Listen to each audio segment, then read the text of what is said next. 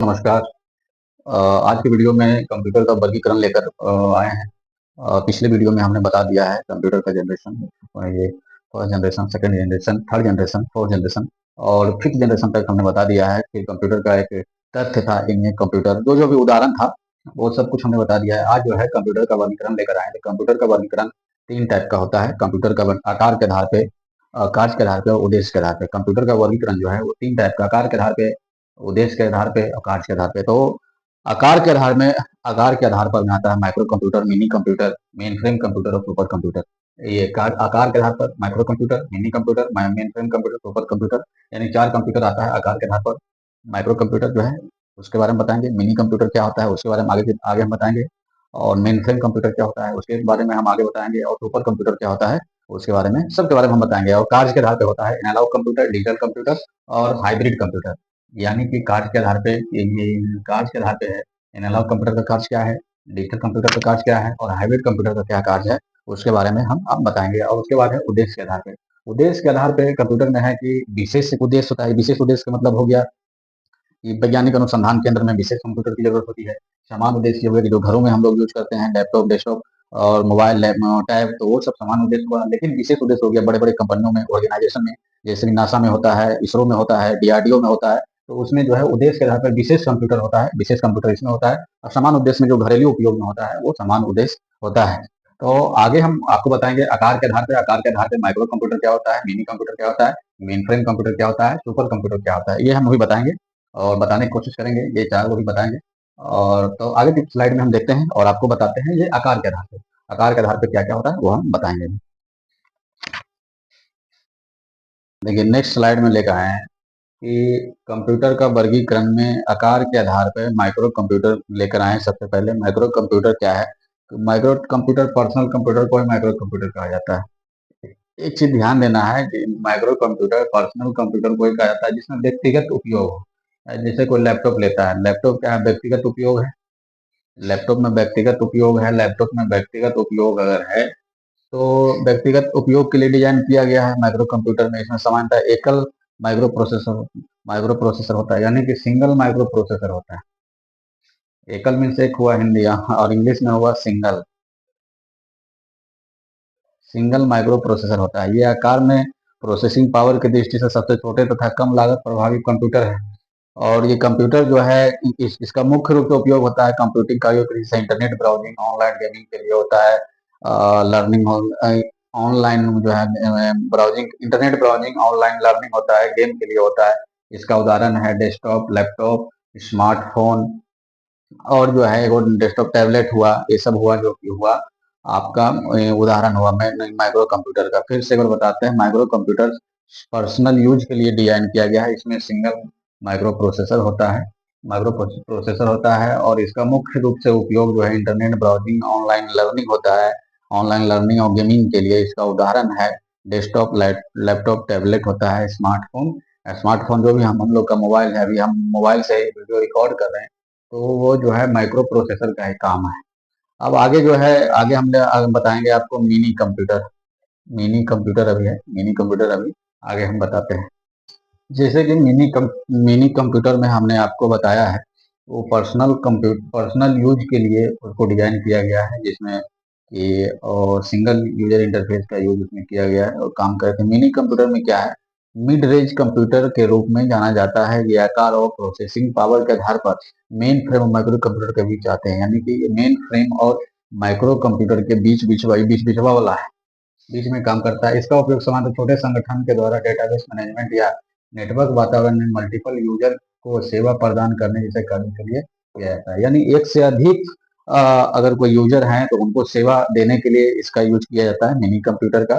और ये मल्टीटास्किंग का काम करता है मिनी कंप्यूटर, यानी छोटे छोटे संगठन के द्वारा इसको जो है यूज किया जाता है डेटाबेस मैनेजमेंट के लिए और नेटवर्क वातावरण में मल्टीपल यूजर को सेवा प्रदान करेंगे, यानी एक से अधिक यूजर को सेवा प्रदान करने के लिए मिनी कंप्यूटर का उपयोग किया जाता है। इसका उदाहरण है कि पीडीपी सेकेंड और आईबीएम में AS400। ये मतलब मिनी कंप्यूटर का इतना ही कार्य है और कुछ नहीं है। आगे जो है मेन फ्रेम कंप्यूटर बताएंगे, और आपका मेन फ्रेम कंप्यूटर के बाद बताएंगे सुपर कंप्यूटर, जो कि कल की क्लास में, कल के वीडियो में हम बताएंगे। आज इतना ही है, तब तक के लिए धन्यवाद।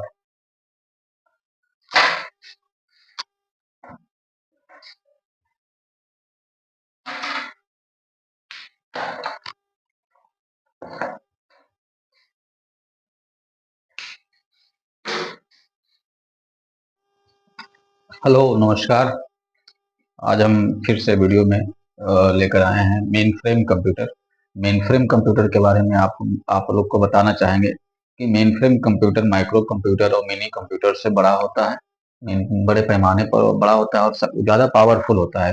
एक शक्तिशाली कहा जाए और जो है जो भी, तो ज़्यादा पावरफुल होता है। इसका यूज होता है जैसे बड़े बड़े संगठनों में, बैंक में यूज होता है। इसका इंश्योरेंस कंपनी में यूज होता है, जैसे LIC हुआ, GIC हुआ, रिलायंस हुआ, ICICI लैम्बार्ड हुआ, HDFC होता है। मतलब हर बैंक का, SBI लाइफ इंश्योरेंस है, यानी हर बैंक का अपना एक इंश्योरेंस कंपनी है, या अदर इंश्योरेंस कंपनी है, टाटा का है।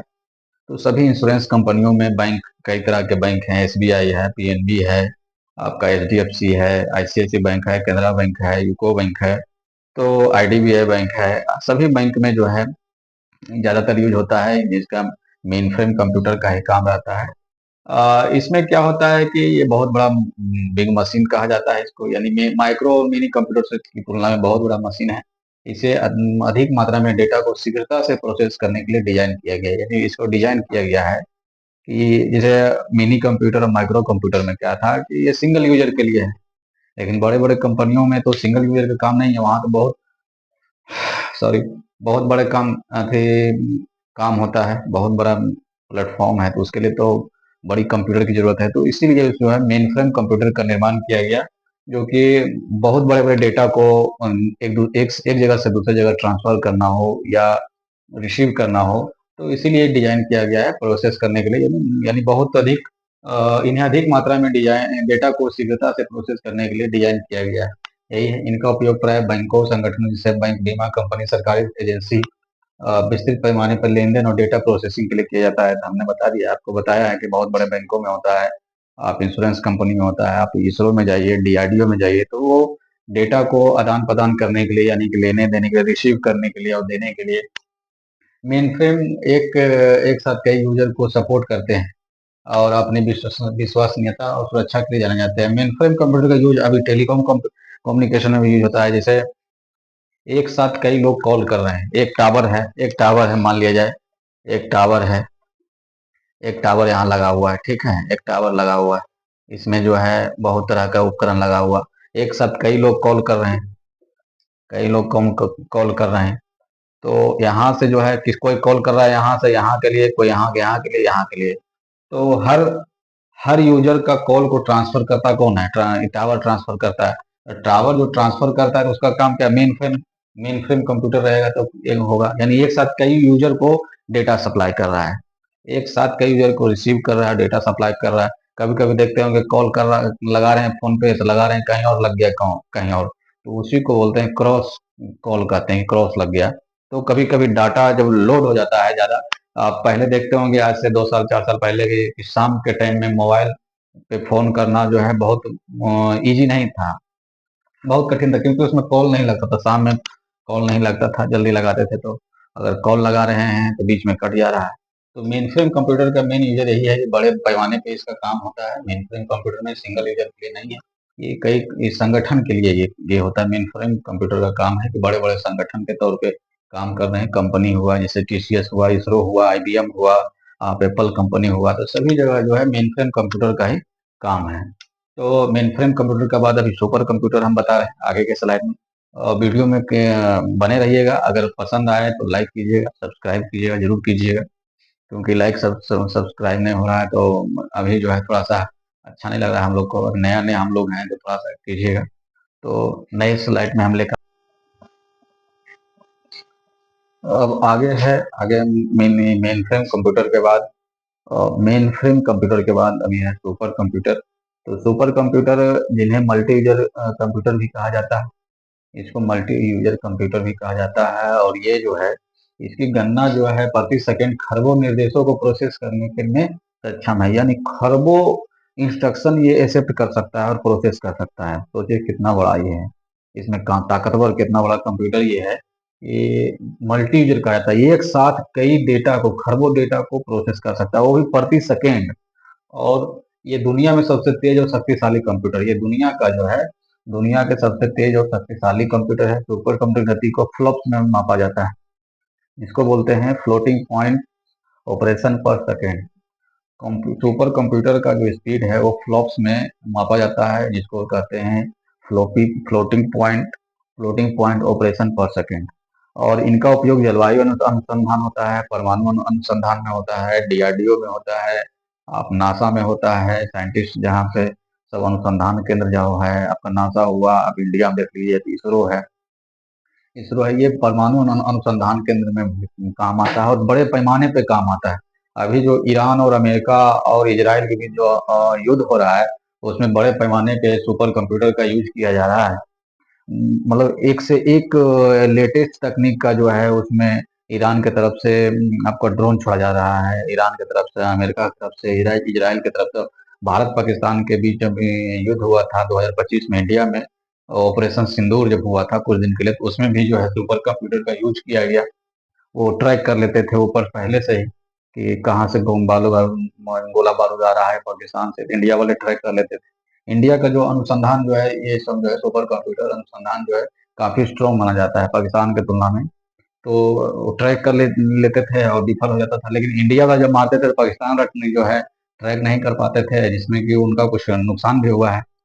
तो अभी करंट में अगर देखा जाए तो जो है ईरान और इजराइल और अमेरिका, रूस यूक्रेन में जो युद्ध युद्ध हो रहा है, उसमें जो है सुपर कंप्यूटर का काफी यूज किया जा रहा है। इस तरह का कई जो हो रहा है, जटिल समस्या जो भी अनुसंधान केंद्र में आता है, सुपर कंप्यूटर के द्वारा यूज किया जाता है। अभी रोबोट बन रहा है तो सुपर सुपर कंप्यूटर का ही तकनीक है। अभी देख रहे हैं कि कोई चीन में, अमेरिका में बैठा डॉक्टर है और इंडिया में ऑपरेशन कर दे रहा है, तो सब सुपर कंप्यूटर का ही उदाहरण है, सुपर कंप्यूटर का ही यूज किया जाता है। इस इनमें है जो हजारों प्रोसेस छोटे होते हैं, जो बड़े पैमाने पर समस्याओं को हल करने के लिए समानांतर रूप से एक साथ कार्य करते हैं। सुपर कंप्यूटर देखा जाए तो बहुत बड़ी लेटेस्ट तकनीक है, और इन एक समझ लीजिए कि सुपर कंप्यूटर बनने से एक क्रांतिकारी जो है बदलाव आया है, इंडिया नहीं पूरे विश्व में।